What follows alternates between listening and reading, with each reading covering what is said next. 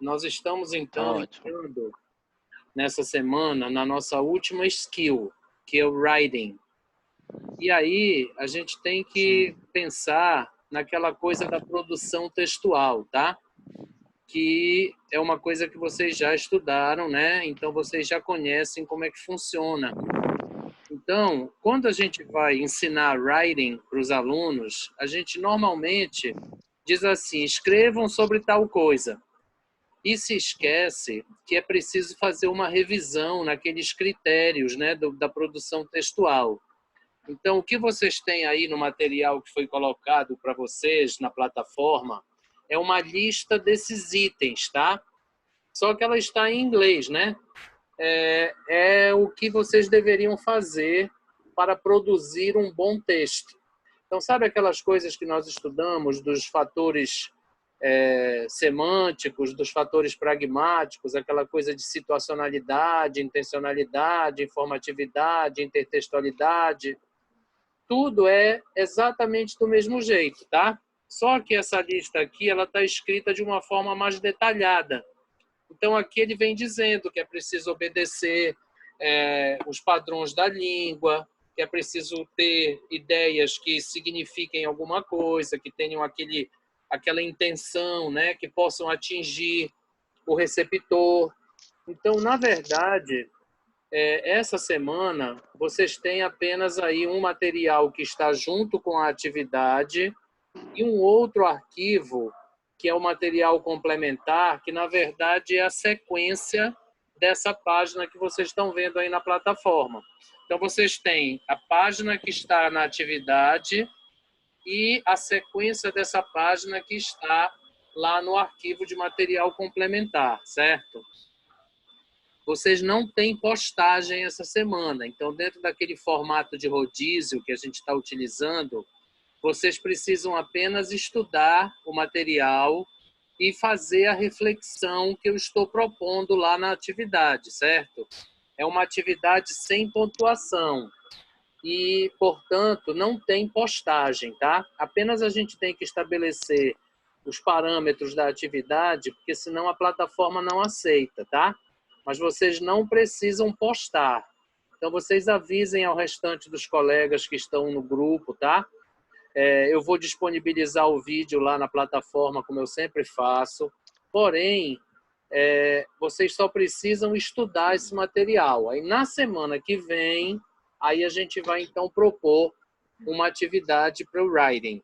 O writing, ele é um pouco mais fácil do que as outras skills, porque vocês já estudaram a produção textual. Então, é exatamente assim que vocês precisam trabalhar o writing na sala de aula.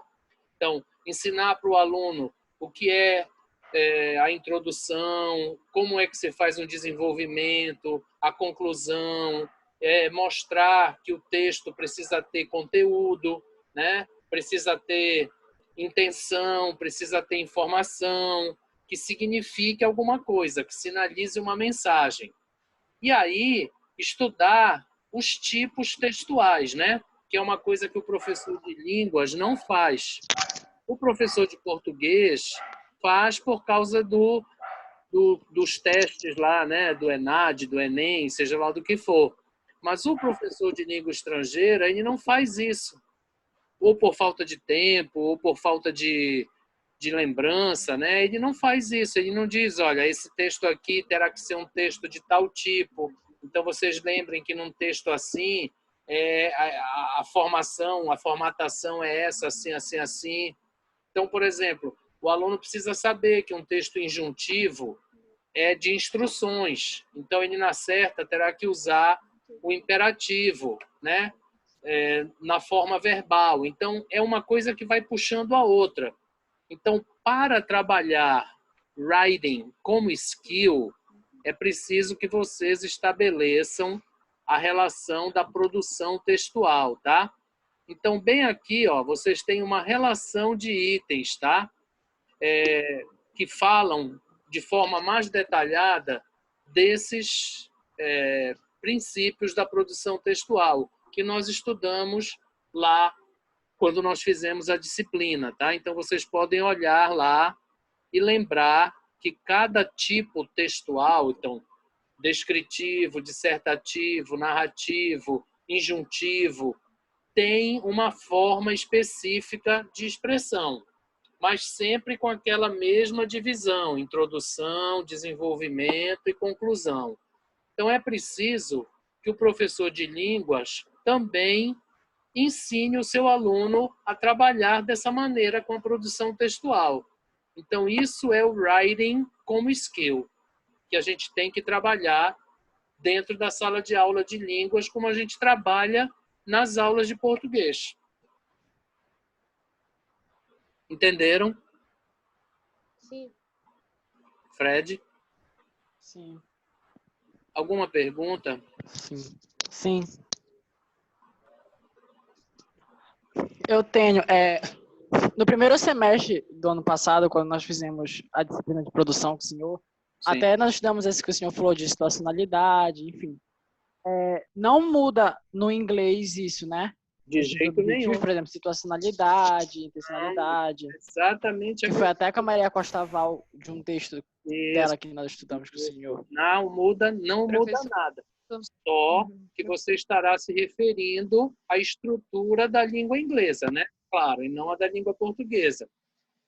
Mas Seria ensinar os coerência, informatividade, tá? Situacionalidade. Então, por exemplo, bem aqui, olha, no primeiro item, ele diz assim: produce relevant ideas, quer dizer, produzir ideias relevantes, importantes. O que é isso? É aquela tal da informatividade, entendeu? Da intencionalidade. Então, aí estão todos aqueles princípios da produção textual. E são eles que você precisa mostrar para o seu aluno dentro de cada tipo textual.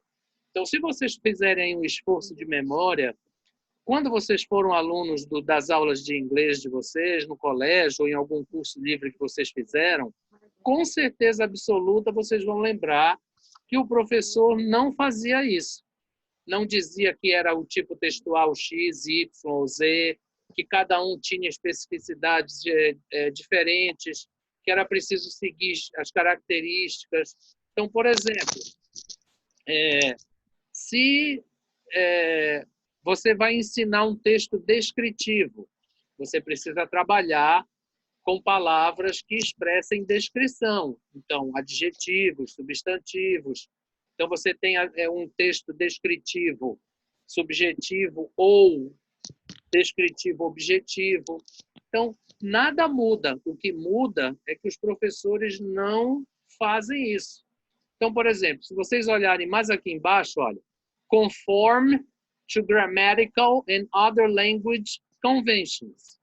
Organize and structure ideas, content and purposes into a coherent whole. Então, a coesão e a coerência também aparecem aqui, certo? Então, é exatamente a mesma coisa, só que os professores não fazem isso. E é necessário fazer. Por quê?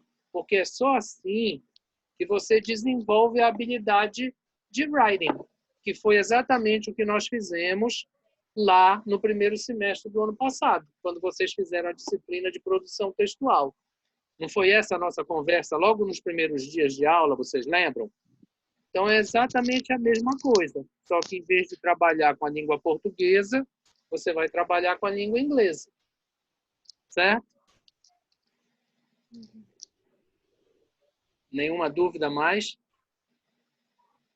Não. Bom, então eu vou parar aqui.